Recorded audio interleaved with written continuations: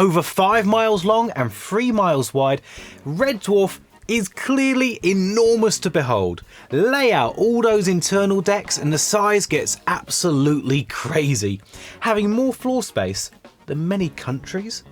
But with an original crew size of only 169 and a revised one of 1,169, it seems like there aren't even remotely enough people to fill up that gargantuan size of a ship. It kind of seems like the writers just badly misjudged the ship size to crew ratio. Well, perhaps not. Join me as I explore a little theory I think you might like. Well, greetings fellow dwarfers, welcome to Red Dwarf Nerd, I'm Dan.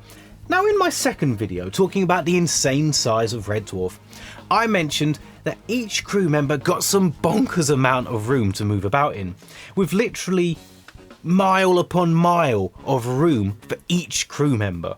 And even if we take the increased count from the novels, 11,169, that's still not even remotely enough people to even begin to fill up Red Dwarf. In fact, it's a common complaint about the show that the ship seems to be ludicrously oversized. Or rather, it could be that the crew is ludicrously undersized. But hold on a moment.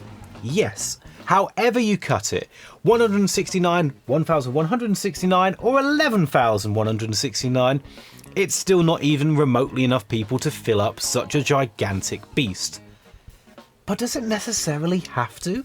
Well, yes. In order to have things seem to make sense and the ship to seem like it's efficiently staffed, surely the JMC would want their mining ship packed with as many people as possible, working everything at its maximum capacity. But if it's efficiency you're after, then you want your mining ship packed with as many people as possible, working everything at its maximum capacity, only when there's actually some mining to get done. Let's rewind a little and take into account who we actually see on the ship.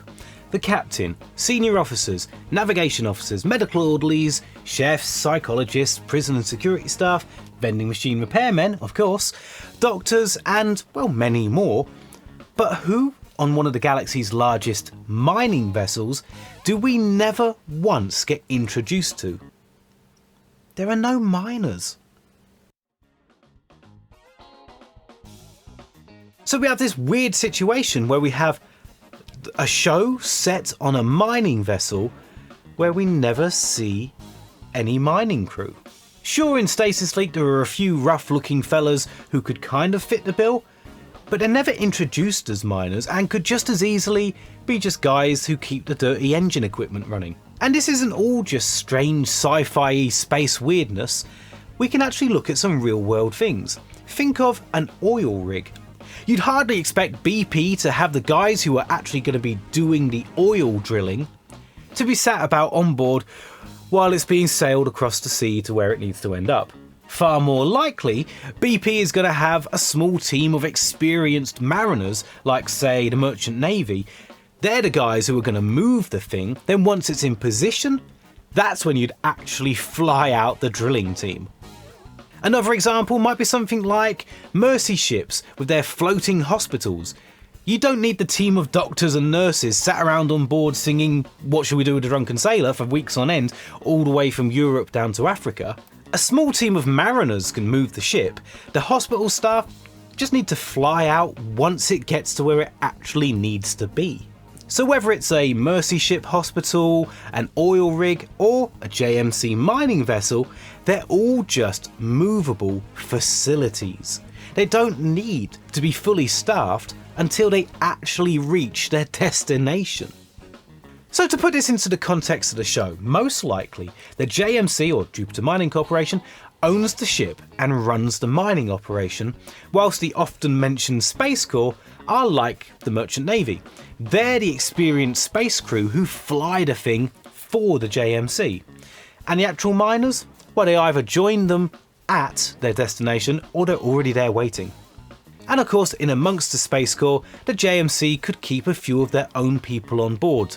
Some of the lower paid guys, Lister and Rimmer, keep them on board maintaining vending machines and doing things that support the Space Corps crew. Makes sense to me. You know, I really like this idea that The JMC just have the Space Corps shift the ship with just a shift the ship. Careful how you say that.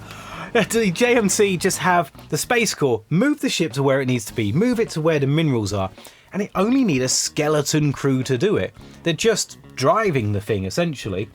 Then when it gets to where it needs to be doing some mining, people can be flown in or already there that come on board Red Dwarf, fill up what must be a bonkers amount of accommodation on Red Dwarf. There must be loads of bunk rooms. Come and fill those up, take them over for, well, the novels suggest that they're going to be mining for a year. So guys could move on board for a year to do mining. And then when the cargo hold is full up with ore and minerals, they can just drop off the miners, turn the ship around, and just that skeleton crew of the Space Corps, plus a few smeghead technicians, just that skeleton crew is all that's needed to fly the whole lot back to Earth. I really like this theory. I think that really ties things up in a nice little bow. Well guys, let me know what you think. Does this work for you?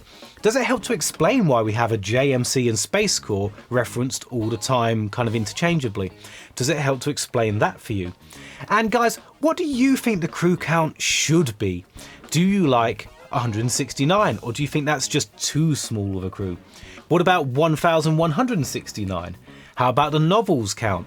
11,169, or do you think it needs to be way higher because the ship is so bonkers big? Maybe it needs to be 100,069 people. Let me know how many you think it should be down in the comments below, and of course you can put anything there you want, just keep things civil. Guys, thank you so much for watching. I hope you enjoyed this one. If you liked it, give us a thumbs up, I really appreciate it. And if you're not subscribed, I'd love to invite you to do so because we've got Red Dwarf content coming out all the time. Oh, and if you've not seen my other videos on the size of Red Dwarf, I'd really suggest you go and see those. I'll put a link up here somewhere. Guys, thank you so much for watching. I'll see you next time, Smegheads.